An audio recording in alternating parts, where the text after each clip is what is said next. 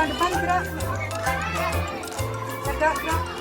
Nah, hari ini anak-anak berbaris tujuannya untuk melatih kedisiplinan dan agar lebih tertib serta lebih menghargai teman. Maksudnya menghargai teman bagaimana? Tidak ada dorong-dorongan ya, antri, urut sesuai barisan. Jadi baris berbaris melatih anak-anak untuk disiplin dan tertib. Ya, silakan masuk ke kelas dari barisan sebelah kanan terlebih dahulu.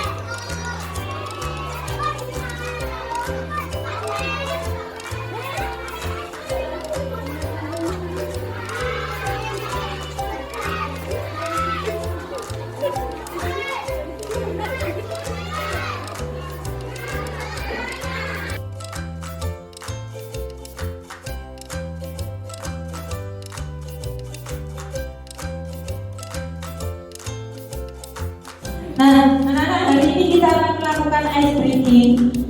Ice breakingnya itu tujuannya untuk apa?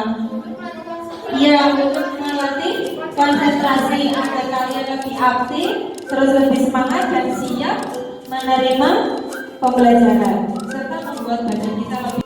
Tepuk satu kali ke depan, dua kali ke belakang, tiga kali kiri, empat kali kanan. Kita mulai. Dua kali. Aja ya.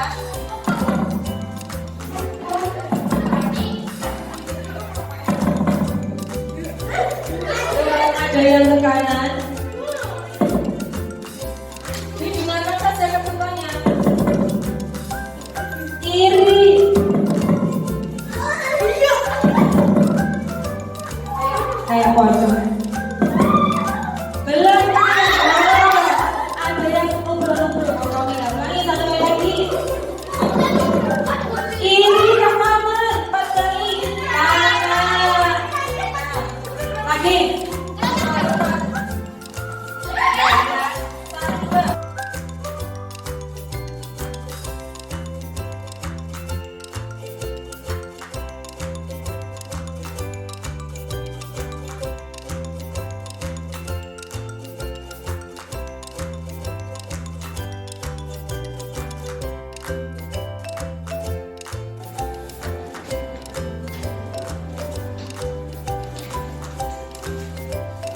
Jenis-jenis olahraga.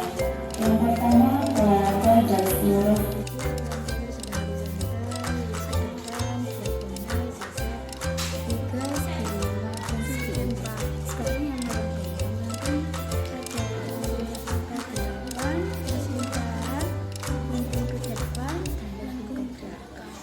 Setiap kelompok setelah ini harus bekerja sama untuk tampil kompak dalam mempraktikkan pola lantai tari. Nanti prakteknya di sini, ya. Terus setiap kelompok harus mengatur posisinya yang benar agar nanti nilainya lebih bagus. Oke. Assalamualaikum warahmatullahi wabarakatuh.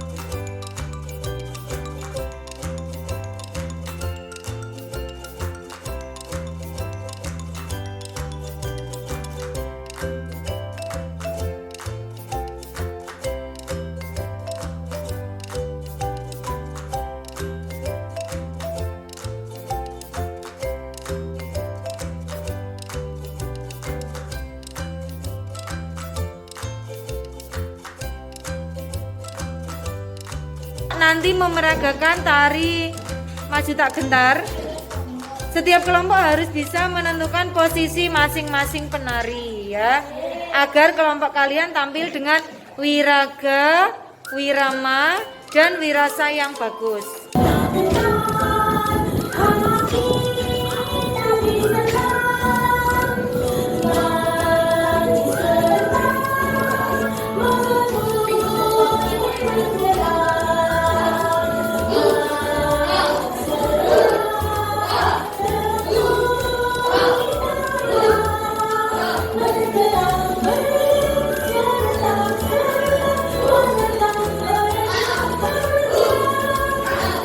Beri tepuk tangan dulu untuk kelompok yang sudah tampil tadi. Ayo.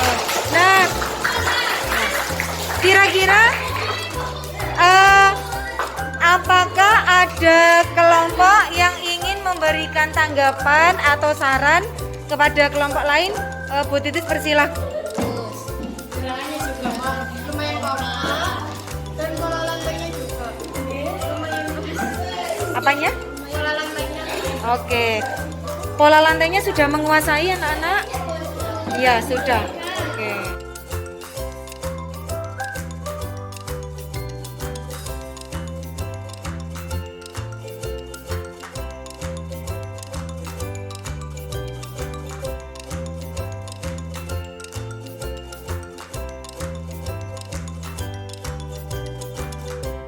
Apa yang sudah kalian pelajari tadi? Coba Rara. Pola lantai, gerak tari. Kemudian menarikan maju tak gentar. Kemudian apa yang paling disukai pada pembelajaran tadi? Oke, Raffi. Oke, mempraktikkan pola lantai. Uci. Menari maju tak gentar dengan kelompoknya. Ya, lanjut. Kekompakan sesama kelompok. Lanjut, siapa lagi? Oke. Iya, menari dengan teman-teman. Terus yang terakhir, kira-kira apa yang harus kita lakukan pada pembelajaran selanjutnya? Oke, Uci. Oke, menari dengan kostum dan tata rias yang bagus. Ada lagi? Kira-kira? Oke, siapa? Oke, menari di tengah lapangan bisa dilihat oleh kakak kelas dan adik kelas. Ada lagi? Oke, Lia. Ada jurinya. Pengennya jurinya siapa? Bu Tari dan? Loh, lagi guru kelas. Oke, Bu Iin. Bisa nanti di pertemuan selanjutnya barangkali ada pertunjukan tari, kita lakukan seperti itu ya. Yang penting belajar dan berlatih.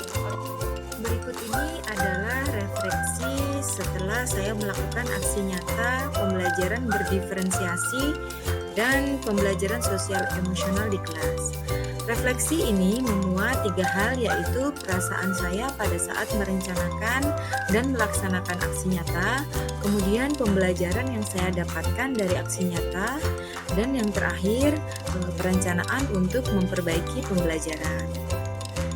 Di sini saya menghubungkan hasil pembelajaran dengan pengalaman saya di masa lalu, kemudian bagaimana pembelajaran ini bisa berguna untuk masa yang akan datang, serta saya ingin memikirkan perbaikan pada proses selanjutnya. Assalamualaikum warahmatullahi wabarakatuh. Perasaan saya pada saat merencanakan dan melaksanakan aksi nyata modul 2.2 yaitu setelah melewati proses perencanaan, pelaksanaan, dan evaluasi pembelajaran, saya merasa mendapatkan wawasan yang banyak setelah materi di modul 2.1 dan 2.2 saya dapatkan. Saya bisa merancang RPP dengan menerapkan pembelajaran berdiferensiasi dan kompetensi sosial emosional.